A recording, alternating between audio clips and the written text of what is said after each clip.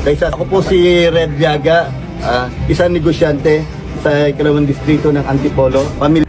Sobrang pinagtatawanan ngayon ng taong bayan etong si BP Inday Sara dahil yung kandidato niya doon sa Antipolo 2nd District talagang dinampot sa kahihiyan at kangkungan dahil inaasahan nila na etong kandidato nila na to mananalo at tatalunin ang anak ni Congressman Acop. Hindi kailangan ni Congressman Red Viaga ng male-maleta para itago sa kaban ng bayan.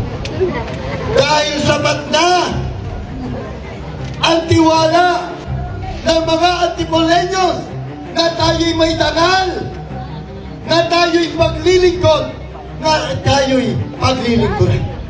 Kung makikita nyo ang mga nakapaligid sa kanya mga kilalang personalidad ng mga supporters nila Pangulong Duterte. At kung makikita natin, kumpiyansa sila na may papanalo nila ang kandidatura netong si Red Viaga dahil meron niyang lumabas na survey na nagpapakita na malaki ang lamang niya sa kanyang katunggali na si Congressman Acop. Para sa kongresista ng ikalawang distrito ng Antipolo, walang iba kundi si Red Viaga! Pero etong inaakala nilang maipapanalo si Red Viaga talagang sinampal sila ng katotohanan at kahihiyan dahil hindi ito nangyari. Dahil ang binoto ng mga taga Antipolo ay walang iba kung hindi etong si Congressman Bong Acop.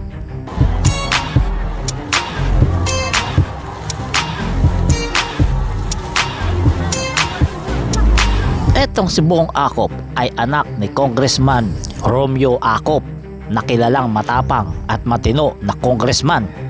At etong si Bong Acop ay anak ni Romeo Acop na magpapatuloy ng kanyang serbisyo at pagmamahal para sa mga taga Antipolo. Etong si Bong Acop ay tadtad ng mga pambubuli sa social media ng mga DDS dahil alam naman natin ang mga DDS walang ibang ginawa yan kung hindi ang mambuli at panira. Pero gaya ng inaasahan, hanggang sa social media lamang sila malakas. Dahil sa totoong buhay, sa araw ng botohan, ang pinili ng mga taga Antipolo ay etong si Bong Acop at hindi ang kalaban niyang si Red Viaga. Dito pa lamang ay mapapatunayan na etong si BP Sara wala nang kahatak-hatak sa masa. Wala nang kadating-dating sa taong bayan. Dahil syempre, karamihan ng mga Pilipino ngayon ayaw na dito kay BP Inday Sara. Kaya ang resulta, etong si Red Viaga dinampot sa kangkungan. Sobrang pinagtatawanan at higit sa lahat napahiya etong si Red Viaga dahil akala niya may papanalo siya ng mga DDS. Pero hindi naman nangyari.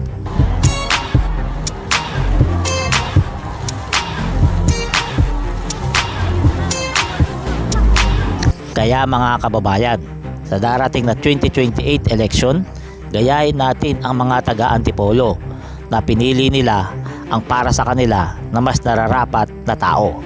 So agad dito na lang, salamat. Para sa kongresista ng ikalawang distrito ng Antipolo, walang iba kundi si Red Viaga!